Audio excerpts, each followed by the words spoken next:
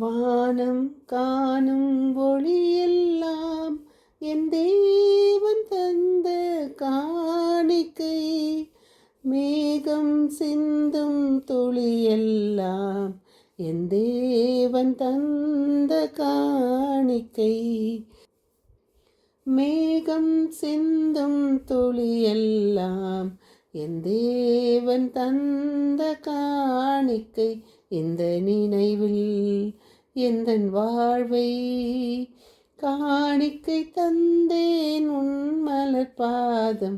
தெய்வீக பலியில் உறவாடும் தெய்வமே, உன்னோடு பலியாக நானும் இணைகின்றேன். காணிக்கை ஏற்றிடுவாய், காணிக்கை ஏற்றிடுவாய். ஆம், இன்று நாம் 12/8/24 இருக்கிறோம். இயேசுவோடு இணைந்து நாமும் நம்மை காணிக்கையாக்குவோம். இயேசு அவருடைய பங்கை அவர் காணிக்கையாக கொடுக்கிறார். மீன் வாயிலில் தூண்டில் போட்டு முதல் அகப்படும் மீனை எடுத்து அதன் வாயை திறந்து பார்த்தால் ஸ்தாத்திர் நாணயத்தை காண்பாய். அதை எடுத்து உன் சார்பாகவும் என் சார்பாகவும் அவர்களிடம் செலுத்து என்றார்.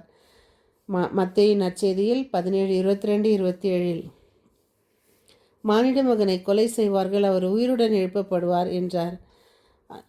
எசையா 53:5 சொல்வது போல அவரோ நம் குற்றங்களுக்காக காயமடைந்தார், நம் தீ செயலுக்காக நொறுக்கப்பட்டார். நிறை வாழ்வை அளிக்க அவர் தண்டிக்கப்பட்டார். அவர் நம் காயங்களால் நாம் குணமடைகிறோம்.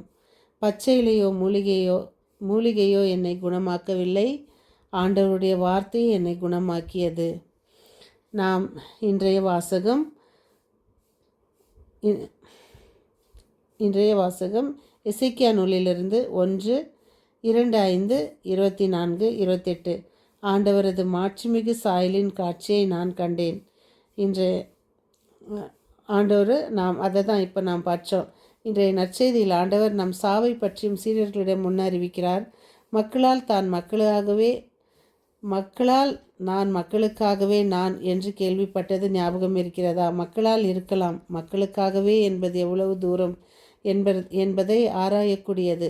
இத்தகைய சொற்றொடர்களை இயேசுவுக்கு மிகவும் பொருந்தும். மானிட மகன் மக்களால் ஒப்படைக்கப்பட்டு யாருக்காக கொலை செய்யப்பட வேண்டும்? மானிட மக்களின் மீட்புக்காக. அவரே நம் குற்றங்களுக்காக காயமடைந்தார், தம் தீய செயல்களுக்காக நொறுக்கப்பட்டார். நமக்கு நிறை வாழ்வை அளிக்க அவர் தண்டிக்கப்பட்டார். நாம் செல்வராகும் பொருட்டு அவர் நமக்காக ஏழையாயினார். 2 கொரிந்தியர் 8:9 நாம் நினைவு கூறுவோம். இந்த நற்செய்தியில் இன்றைய நாம் தொடரும் சங்கீத தொடர்ச்சி 37:7-8-9. ஆண்டவர் முன் அமைதியுடன் காத்திரு. நம் வழியின் வெற்றிகளை காண்போரையும் சூழ்ச்சிகள் செய்வோரையும் பார்த்து எரிச்சல் கொள்ளாதே, வெஞ்சினம் கொள்ளாதே. வெகுண்டெழுவதை விட்டுவிடு, எரிச்சல் அடையாதே. ஆனால் தீமைத்தான் விளையும். எரிச்சல் அடைந்தால் தீமைத்தான் விளையும்.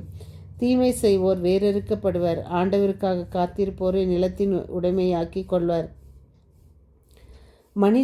நீதிமொழிகள். மனிதர் தம் மடைமையாலே வாழ்க்கையை கெடுத்து கொள்வர், ஆனால் அவர்கள் ஆண்டவர் மீது சினம் கொண்டு குமுறுவர்.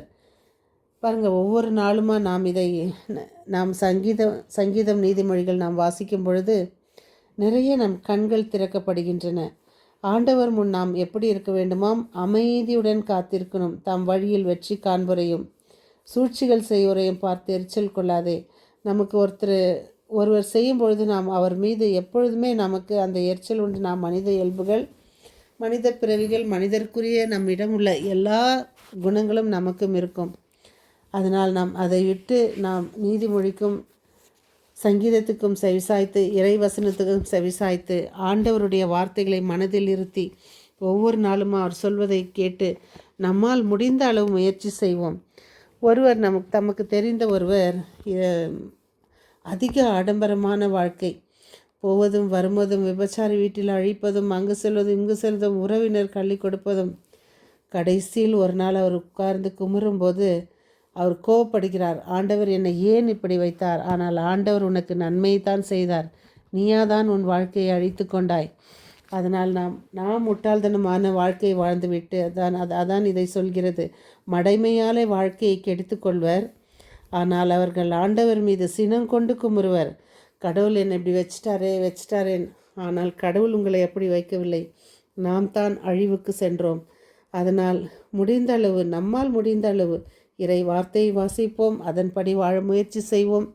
மன்னிப்பு என்பது பார்த்து எரிச்சல் கொள்ளாதே, வெகுண்டு எழுவதை விட்டுவிடு. ஒருத்தர் மேலே நாம் அது தேவையில்லாத அவங்க மேலே எரிச்சல் கொண்டு அவங்க மேல் வெகுண்டு எழுவதை விட்டுவிட வேண்டும். எரிச்சலை அடையாதே, அதனால் தீமைத்தான் விளையும். தீமை செய்வோர் வேறறுக்கப்படுவர். ஆண்டவருக்காக காத்திருப்போரே நிலத்தை உடைமையாக்கி கொள்வர். ஆம், நாம் ஆண்டவருக்காக காத்திருக்கும் மக்களாக வாழ்வோம், மன்னிப்போம், மறுவாழ்வு பெறுவோம். மீண்டும் சந்திக்கும் வரை உங்கள் அன்பு தோழி.